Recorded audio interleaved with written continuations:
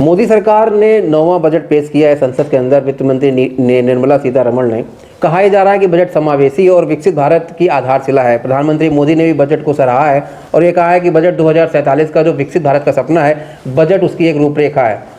Budget कैसा है और बजट में आम आदमी को क्या मिला, कॉमर्स में क्या मिला, व्यापारियों को क्या मिला और हर तबके के लिए बजट में क्या कुछ है, इन सब बातों को जानने समझने के लिए हमारे साथ आज ग्लोबल चैम्बर ऑफ कॉमर्स के सीईओ आशीष जी हैं। आशीष जी से हम समझने का प्रयास करेंगे कि बजट कैसा रहा और आने वाले दिनों में बजट से आम लोगों को क्या उम्मीदें हैं, टैक्सेशन कैसा हो जाएगा और विकसित भारत के सपने में ये बजट अपनी क्या भूमिका निभाएगा। आशीष जी, न्यूज़ सर्किल में आपका बहुत बहुत स्वागत। धन्यवाद योगेश जी। आशीष जी, बजट आज पेश हो गया है, तो बजट को आप कैसे देखते हैं? क्या क्या ऐसे बिंदु हैं, खास बिंदु हैं जिनको आप कहते हैं कि ये जो है बजट भारतीय जो लोग हैं, भारत के लोग हैं, उनके लिए बहुत अच्छा है?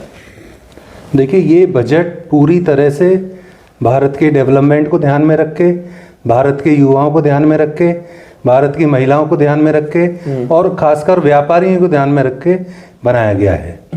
ये बजट हर सेक्टर को कुछ न कुछ देगा, हर सेक्टर के व्यापारी इसमें लाभान्वित होंगे, ऐसा इस बजट में दिखाई देता है। ठीक, अब ये कहा जा रहा है कि जो बजट है एमएसएमई को बड़ा प्रभावित करेगा, चूंकि आप ग्लोबल चैम्बर ऑफ कॉमर्स से जुड़े हैं।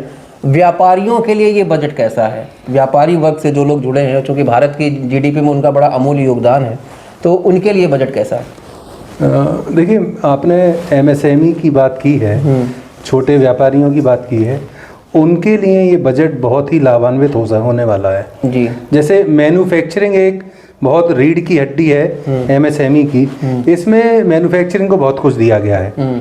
इसमें सेमीकंडक्टर एक बहुत बड़ा एक सेक्टर है जिस पे सरकार काम कर रही है, जिस पे बहुत योगदान मतलब इस एमएसएमई सेक्टर का भी होने वाला है। तो इसमें एमएसएमई 2.0 इसमें शुरू होने जा रहा है। 1.0 ऑलरेडी हो चुका है, 2.0 में काफ़ी प्रावधान दिए गए हैं। अभी छोटे उद्यमी जो एमएसएमई में हैं, उनको सेमीकंडक्टर के लिए अलग अलग देशों के साथ समझौते कराने के लिए प्रावधान है, बजट के प्रावधान है और इसमें जॉइंट वेंचर्स के प्रावधान है। हमने पीछे देखा, माननीय प्रधानमंत्री जी ने सेमीकंडक्टर मिशन शुरू किया था, जिसके तहत हिंदुस्तान को काफ़ी उद्योग स्थापित करने का मौका मिला है और इसमें एमएसएमई का बहुत योगदान है और बहुत से लोगों को इसमें एम्प्लॉयमेंट मिलने जा रहा है।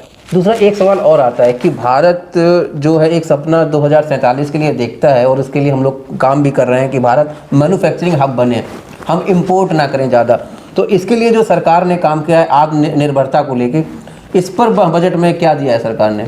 बजट में इसमें आत्मनिर्भरता के ऊपर सभी सेक्टर के ऊपर कुछ न कुछ दिया गया है जी। जैसे हम टूरिज्म की आज बात करें तो टूरिज्म एंड हॉस्पिटलिटी सेक्टर बहुत बड़ा सेक्टर है और इसमें देश नहीं पूरे दुनिया आज की समय में भारत को देख रही है। डोमेस्टिक टूरिज्म हिंदुस्तान में पिछले 3 साल के अंदर 300% बढ़ चुका है। इस बजट में एक यूनिवर्सिटी हॉस्पिटलिटी और टूरिज्म को लेके दी गई है और डोमेस्टिक टूरिज्म को गांवों तक कैसे पहुंचाया जाए, इसके लिए भी बजट का प्रावधान किया गया है। अच्छा, दूसरा एक सवाल और जो है विपक्षी दल ये सवाल उठा रहे हैं कि बजट लोक लुभावना नहीं है, सरकार ने सामान्य तौर पर बजट बनाया है, खास उम्मीदें वो कहते हैं साहब हमें थी भी नहीं बजट से।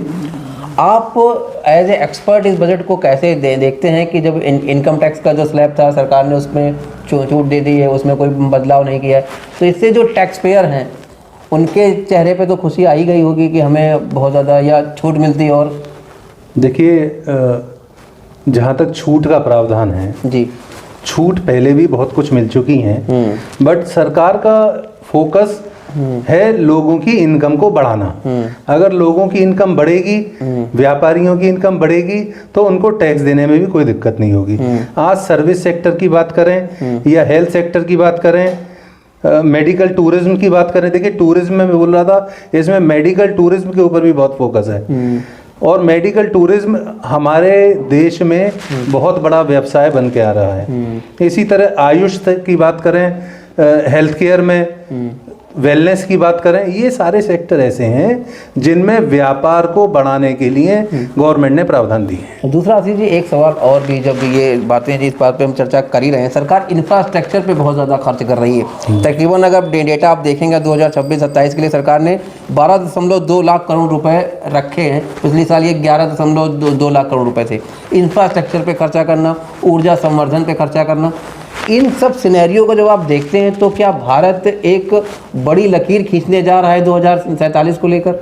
बिल्कुल योगेश जी, आप देखिए इस बजट में ट्रांसपोर्टेशन को सबसे ज़्यादा फंड दिया गया है जी। और ट्रांसपोर्टेशन किसी भी कंट्री के लिए एक बहुत बड़ी रीढ़ की हड्डी होती है, क्योंकि सब डेवलपमेंट, हर सेक्टर का डेवलपमेंट ट्रांसपोर्टेशन के ऊपर जुड़ा हुआ होता है।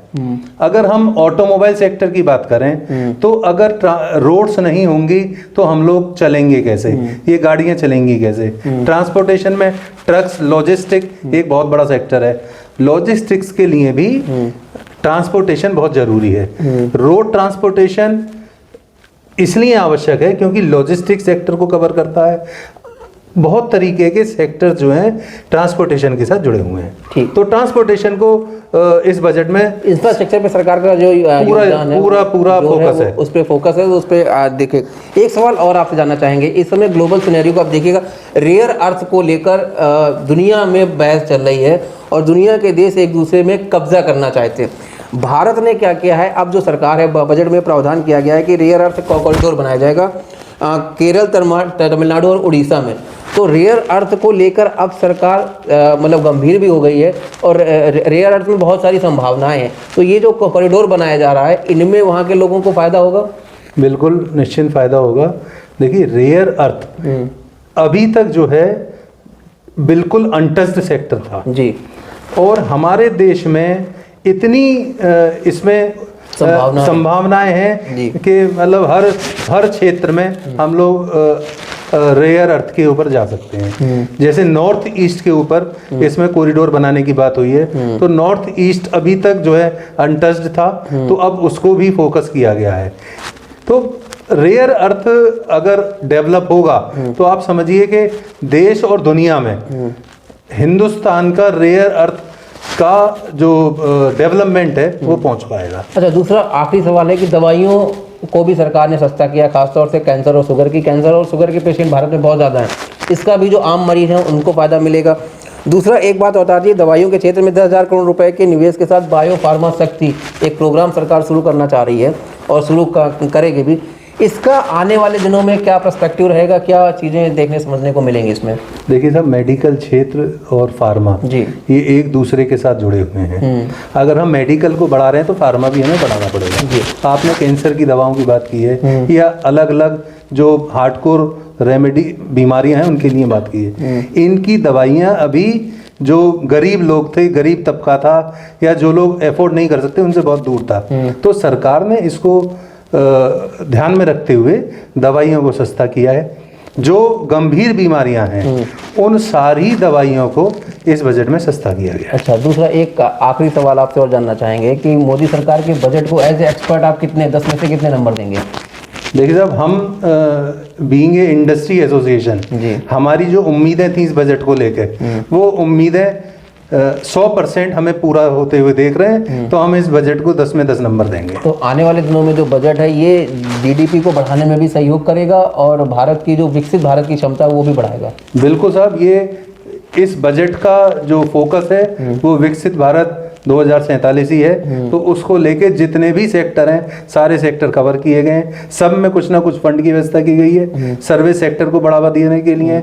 और सबसे बड़ा, इस बजट को देखते हुए एम्प्लॉयमेंट जो एक बहुत बड़ा मुद्दा है, और एम्प्लॉयमेंट में जरूर मुझे लगता है कि बहुत सारी संभावनाएं पैदा होंगी। आशीष जी, आपका बहुत बहुत आभार, आपने हमें समय दिया। तो निश्चित तौर पर केंद्रीय सरकार का या मोदी सरकार के 9वां बजट काफ़ी महत्वपूर्ण है और विकसित भारत का सपना जो ये देश देख रहा है उसकी एक आधारशिला आज रखी गई है। इसकी परिणति आने वाले दिनों में भी नजर आएगी। फिलहाल अभी के लिए इतना ही, अगले एपिसोड में फिर किसी मुद्दे पर चर्चा करेंगे। तब तक के लिए मुझे दीजिए इजाजत। नमस्कार। धन्यवाद।